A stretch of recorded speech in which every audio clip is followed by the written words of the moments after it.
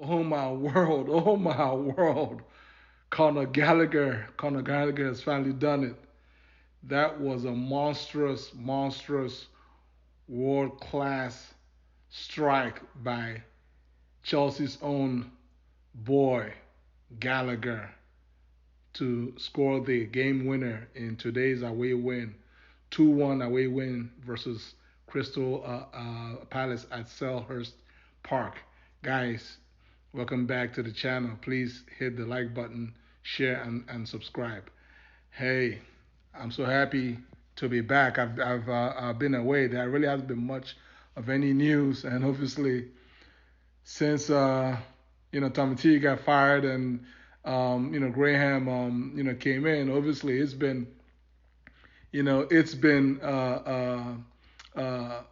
little painful growths as I had predicted and expected.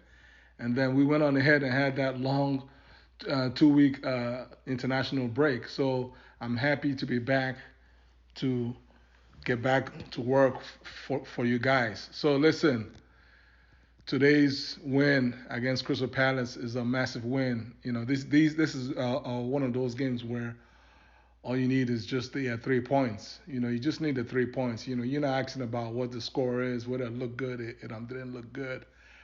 This was a London derby against Crystal Palace, a team that regardless of whatever record that we have against them, they always seem to give Chelsea a hard time. So yeah, so I'm very happy with today's 3 points. Um, First things first, it's obvious right now that Porter seems like he's going to be playing with four defenders at the back. He's going to only use two center backs. It's not going to be any wing backs and things of that nature. Um, Today's formation was more or less 4-2-3-1. He had Chua at left back.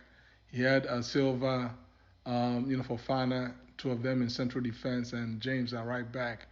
And then his two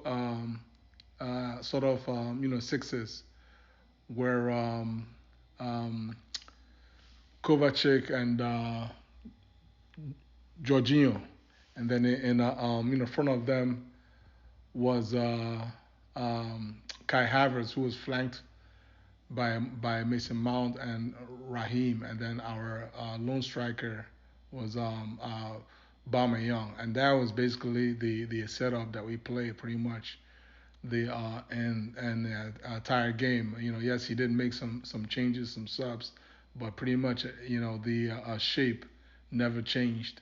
Um, and for me, given that we don't really have an out and out, holding, midfielder. And also, in addition to the fact that we really do need to be playing for at the back to put our, at least give us that extra attacking player on the field and in a, position on the field where they can make their attacking, talents work. Chelsea really should be playing with just no more than two, central, defenders. So that would be four at the back. So for me, Graham Potter has definitely, got that right. And obviously, because we don't have that strong DM, he has decided to compensate by playing with two deep line, midfielders to provide our defense a little bit of extra, protection, while also, providing ample, support for our attacking players moving, forward. So that was a good setup by Graham. You could tell already that it's create space for our players to move around to make things happen. Um, Obviously, it's early days, and you could tell that the players, don't have the chemistry yet. That hopefully will come with more games. But you can see what Porter is trying to do.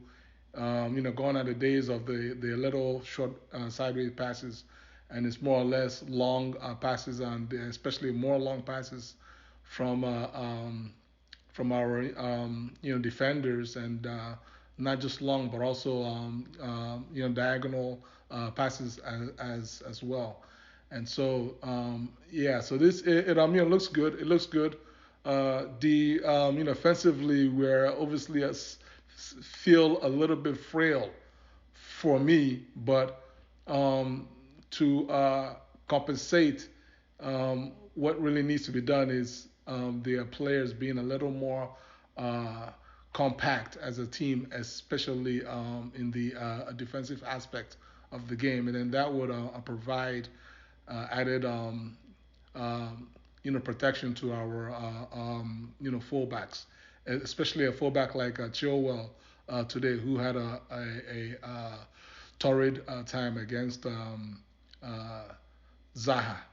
So, but nonetheless, our boys came out flying. I could have scored early in the first minute, didn't score, and of course, um, as the script would have it, Crystal Palace had one counter attack, and they scored pretty much with their first chance to a score, and so we found ourselves down 1-0. I mean, I wasn't too concerned. My concern was really more or less on the defensive aspect, because when you go from a back five to a back four, then it's really all about the the midfielders understanding how to compensate from a defensive point of view. So, um, but as fate would have it, we went on ahead after Thiago Silva dodged a possible red card, which for me the referee got that call right. Um, Silva first of all was really fouled. That's really what had actually happened was Silva was pushed in the back. He was fouled, and by Ayu, and referee waved play on, and of course Silva went on ahead as a pro, and used his hand to stop the ball. That's definitely a yellow card all day. The argument there was that he was the last man, so it should have been a red. But again, he was far away. The foul happened far away from post. It happened closer to the sideline, and when he won that ball, he was heading towards the sideline. Chelsea had not one but two or even three players rushing back. So yeah, that was a yellow card at best. And then of course, just a little bit, some few moments after that, you guys all already know when a player dodges a red card, he somehow gets involved. Either he scores or he's involved in the next goal that happens, and that's what happened. James sent a diagonal down to Silver, who won the header against uh, Klein, Nate Klein. Klein was injured on the play after the fact, but Silver's header basically set up Aubameyang with his back to the goal. But of course he's a natural finisher, and he without even looking at the post, he went on ahead on a swivel, and buried that strike to the bottom corner. 1-1. We really should have made it 2-1 by before halftime, but obviously you all guys already know Chelsea has been missing goals left and right. It's going to take a little while to shake off that bad habit. So went on ahead and just kept on grinding along in the second half, and until late in the game. I think 15 minutes or so. In the 75th minute, part of them went on ahead and brought in Pulisic and Gallagher Gallagher, of course, is the Chelsea man who was pretty much Crystal Palace's best player last season while he was on loan. Of course, when he entered the pitch, the Crystal Palace fans went ahead and gave him that standing ovation, which was a touch of class by the Palace fans. But of course, Gallagher is a Chelsea boy, and he's a professional.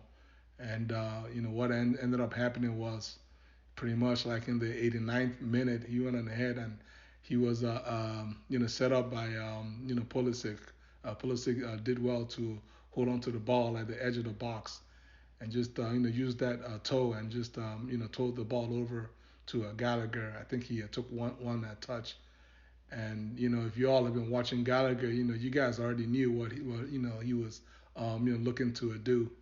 And they say the rest is history. He buried that ball into the upper angle, 90. The goalie did well to actually get a finger on the ball, but yeah, it was just too much blazing pace on it, and that was pretty much all she wrote. Match winner, game done. 3 points in the bag. So guys, yeah, it's so far it's been a good week for Chelsea. Um, Given that Spurs lost and uh, BHA, Brighton, they tied Liverpool 1-1. So Chelsea's back in a fifth place. I think we're 1 point behind BHA. But of course, Man U is 1 point behind us, and they have a game in hand tomorrow against City. So if they lose that game, then we're just gonna go ahead and stay in that fifth place, and which given, and of course we have a game in hand against Spurs and Arsenal. So if we given everything that has gone about so far this season, again, just the boys just need to just keep on grinding, keep on having faith in the boss. Just trust the process. I mean, winning, guys, win is always feels good when you win when you didn't play your best ball, and that once you're able to figure out what the manager's uh, philosophy is and able to implement his idea of football, that the results are going to uh, improve. So this was definitely a really really good one, today, and yeah. So to potentially find ourselves in fifth place, 1 point outside um, fourth. Given all of the doom and gloom and whatnot, Chelsea is going down, so on and so forth, blah blah blah. Guys, listen, we're still in business. It's a marathon. It's a marathon. Okay, a lot is gonna happen between now and May next year, guys. It's a marathon, and we just getting warmed up. So, guys, how do you guys feel about this? Please, comment below. Take care and God bless you all, and have a nice, weekend. Bye.